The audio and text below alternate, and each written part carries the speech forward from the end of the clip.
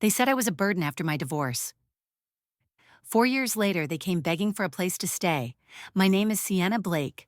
I'm 35 years old, and 4 years ago, my mother looked at me with narrowed eyes, crossed her arms, and said the words I'll never forget. No one will ever marry someone like you. That was after my divorce. After I walked away from a 10-year marriage built on sacrifice, silence, and his endless betrayals. I thought my parents would catch me when I fell. Instead, they kicked me while I was already down. They took my room, gave it to my cousin like I was luggage they forgot to unpack. They blocked my number, said it was for peace. And just like that, they moved on, like I'd never existed. I spent that first night in my car, holding the steering wheel so hard my fingers went numb, shaking from rage and shame. Not just from the divorce, but from the truth that stung deeper. I had no one, not even them. 4 years passed, I rebuilt myself quietly and alone, and then one evening I opened my door and saw them standing there. My parents, suitcases in hand, wet from the rain. My mother said, "We lost the house. We're moving in." I poured tea, handed them a hotel brochure, and closed the door. That was the moment everything changed. And this is the story they never expected me to tell. I was the kind of daughter who didn't cause problems. While my friends rebelled in high school, I got straight A's. I came home early, cooked dinner when mom worked late, and stayed quiet when dad was in one of his moods. I was the reliable one, the peacemaker, the daughter who never asked for too much. When I met Jeremy at 23, I thought I was finally going to be seen for who I was, someone worthy of being loved. He was older, charming, and ambitious. He said I made him feel grounded, and I fell for that. We got married a year later. My parents were thrilled at the wedding. I remember my mom, Cynthia, holding my hand and whispering, "Don't screw this up, he's a good one." What she meant was, "Don't come back." And for years I didn't. I threw myself into Jeremy's life, supported his startup, did his taxes, made his appointments, and even managed his social media presence when it took off. We never had kids, though I wanted them. Jeremy always had an excuse: timing, money, and too busy. I made peace with it. I made peace with a lot of things like the late nights and lipstick on receipts and the way he started locking his phone. I wanted to believe we were still building something, but the day I found the Airbnb receipt for a weekend, he told me he'd been visiting his sick mother. Everything cracked. He hadn't even tried to hide it. Her name, her review, their smiling picture. I didn't confront him with tears or a breakdown. I just walked into our bedroom, packed my bag, and left. I thought my parents would be my safe place. I hadn't been home in years. I hadn't needed to. But now, standing on their porch with my suitcase in one hand and my divorce papers in the other, I felt like a teenager again. Except this time, I wasn't afraid of punishment. I was desperate for comfort. Cynthia opened the door. She didn't hug me. She looked me up and down like I was something she hadn't ordered. "Didn't expect you here," she said. "I just need a place to stay for a little while. Just to get on my feet," I said. She glanced over her shoulder at my father, Gerald, who was sitting on the recliner with his feet up, watching golf like always. He didn't get up, didn't even say hello. She stepped aside, but not before muttering, "We'll talk about this later." That night, I slept in my childhood bedroom, except it wasn't mine anymore. The walls had been painted a pale beige, my posters gone, the furniture replaced with a guest bed that squeaked every time I moved. My trophies were boxed in the garage. My memories felt like they belonged to someone else. Over the next few days, it became clear that I wasn't welcome. My mother made comments every chance she got.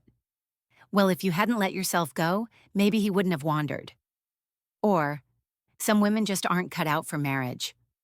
Maybe next time, don't be so boring." It hurt in places I didn't know could still bleed. I offered to help, cook, clean, run errands, but everything I did was wrong. She said I hovered, that I was making things uncomfortable. My father never defended me. He barely acknowledged me. The silence between us was thicker than the walls. The final straw came 2 weeks later. I walked into the kitchen and saw my suitcase by the door. My cousin Emma was sitting at the table with her phone, grinning. She had just moved to town for a new job and needed somewhere more stable. Cynthia sipped her coffee and said without looking up, "We need the room. You'll figure something out." I asked if I could at least stay through the weekend. Cynthia looked at me like I was asking for blood. Sienna, you're 35. You've already burdened us long enough. You made your choices. We're not responsible for cleaning up after your failures. I stood frozen. Then I turned to my father and said his name. Just once. Dad? He changed the channel and didn't say a word. That night, I sat in my car with my keys in my lap and a new weight in my chest.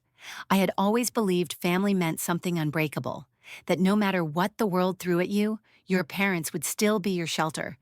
But when I needed mine most, they became just another door that closed. So I drove off into the dark. No job, no money, no plan. But I was done begging to be loved. I didn't cry when I drove away. I told myself I was fine. I told myself I didn't need them. But the truth was, I felt like a ghost. I didn't exist in anyone's world anymore. For the next few weeks, I lived out of my car. I parked in the far corners of grocery store lots where no one would notice me. I brushed my teeth in gas station bathrooms. I ate cold soup out of cans. I applied for jobs using free Wi-Fi from cafe patios I couldn't afford to step inside. Every night, I wrapped my coat tighter around my body and told myself, this is not forever. I knew I couldn't keep living like that, so I started picking up temp work, data entry, virtual assistant gigs, anything that would give me a few hours of quiet and a few dollars to save. Slowly, I found my rhythm. It wasn't glamorous, but it was mine. I moved into a shared basement apartment with two other women, both with their own stories of survival. One was escaping a violent partner. The other had been kicked out after coming out to her parents. The three of us never talked much, but we left notes for each other. I made soup if you want some, or don't worry, I fed the cat. It was a kind of quiet kindness I hadn't felt in years. Still, I thought about my parents every day. I wondered if they even noticed I was gone, if they ever looked at Emma in my old room and felt even a sliver of regret.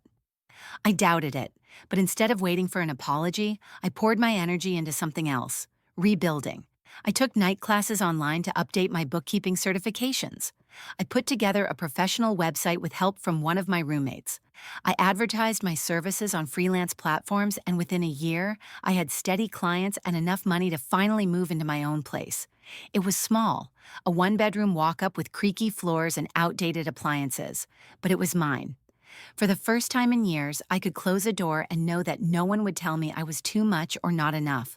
I painted the walls soft green, bought a secondhand couch, lit candles that smelled like vanilla and home.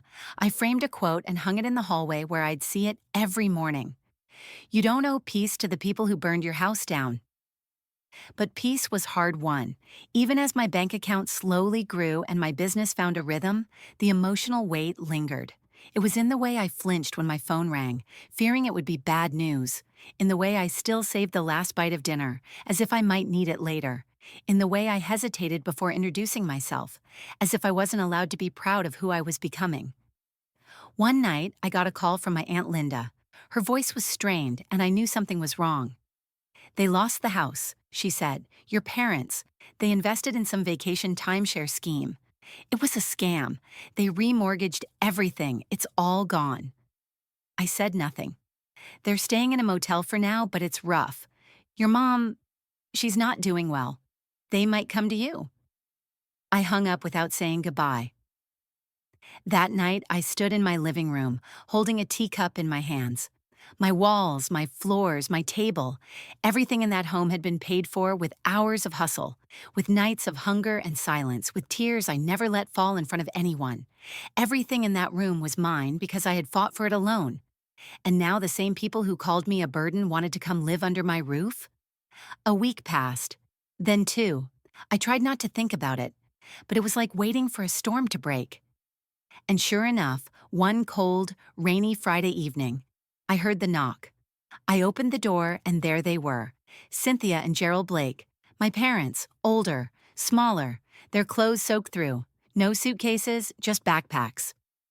My mother spoke first. We lost the house, she said, teeth chattering. We'll stay here for a while, just until we figure things out. As if nothing had happened, as if 4 years of silence and betrayal had been a misunderstanding. My father didn't speak. He didn't look at me. I didn't yell. I didn't cry. I simply said, "Come inside." I walked to the kitchen and turned on the kettle. My hands didn't shake, my voice didn't crack. When the tea was ready, I placed 2 cups on the table, and then I slid a brochure across the surface. It was from a local hotel, affordable, safe. I had circled the number and written weekly rate available in neat handwriting. My mother stared at it like she couldn't comprehend what she was seeing. "We're not staying there," she said flatly. "You're our daughter." And I smiled, softly, like someone who had finally made peace with the past. "I know," I said, "and 4 years ago, you made your choice. This time, I'm making mine." Then I stood up, walked to the door, and held it open. Section 4. The turning point, decision or action taken, approx. 900 to 1,000 words. For a moment, no one moved. The rain pattered softly outside, and the warm scent of jasmine tea filled the room. My mother sat rigid in the chair, staring at the hotel brochure like it had personally insulted her. My father looked at the table, at the cups of tea he didn't touch, his hands folded in his lap like a child waiting to be scolded. I stood by the door, hand on the knob, calm in a way I never thought possible. "I'm not asking," I said, "and I'm not angry, but you can't stay here." Cynthia blinked, stunned. "You're being cruel." I nodded slowly. "Maybe, but not as cruel as telling your daughter she's a burden. Not as cruel as locking her out, taking her room, and blocking her number. You decided I wasn't part of this family the day you chose Emma over me." Her lips parted, but no words came. "And I made it," I added, "without your support, without your help. I rebuilt my life from the ground up. Everything in this house? I earned it. Every inch, every cup, every moment of peace. I'm not giving that up, not even for you." It was the first time I'd ever seen my mother speechless. I walked back into the kitchen and gently picked up the hotel brochure. I folded it and tucked it into my mother's coat pocket. "There's a discount if you book online. The manager's kind, she won't ask questions." My father finally spoke. His voice was hoarse. "We're your parents." "And I was your daughter," I said. "But that didn't stop you from turning your back on me. You didn't even check if I had a place to sleep. You just moved on."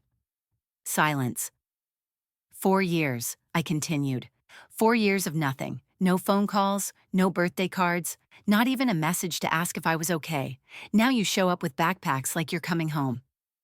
"This is our home," my mother muttered, her voice brittle. "No," I said. "This is mine." I stepped aside and opened the front door. The cold air swept in, carrying the faint scent of rain and pine. They hesitated. Cynthia clutched her coat tighter. Gerald shifted his weight as if he wanted to say something more, but neither moved, so I helped them along. I picked up the small umbrella hanging by the entryway and placed it in my father's hand. Then I looked my mother in the eye. "I don't wish you harm," I told her. "I don't even hate you anymore, but you don't get to come back now that it's convenient. You closed that door years ago. I'm just making sure it stays closed." She stared at me for a long time. There was no apology in her eyes, just disbelief and something else I couldn't name. Maybe regret, maybe just pride cracking for the first time. They turned and walked down the steps in silence. I stood at the doorway and watched them go. I didn't cry. I didn't second guess it. I just breathed. Later that evening, I made another cup of tea and curled up on my couch. The house was quiet, safe, mine. And I realized something important. I didn't have to prove anything anymore. Not to them, not to anyone. I had spent so much of my life trying to be good enough. A good daughter, a good wife, a good woman. I sacrificed so much to be loved by people who only saw me as useful when I was convenient. But this moment, this choice to say no, wasn't about revenge. It was about dignity. It was about boundaries. It was about claiming the peace I fought so hard to earn, and I wasn't going to give that up for people who only remembered I existed when they had nowhere else to go. The next morning, I found the hotel brochure tucked in my mailbox. A single word had been scribbled on the back in my father's handwriting. "Okay." I placed it in a drawer, not out of sentiment, but as a reminder. Some people never come back the way you need them to, and some families leave you long before they ever walk away. But healing isn't about inviting them back in. Sometimes it's about recognizing the power in your own no. A few days after I turned them away, the knock came again. I almost didn't open the door, but something in me, curiosity, maybe closure, pushed me to do it.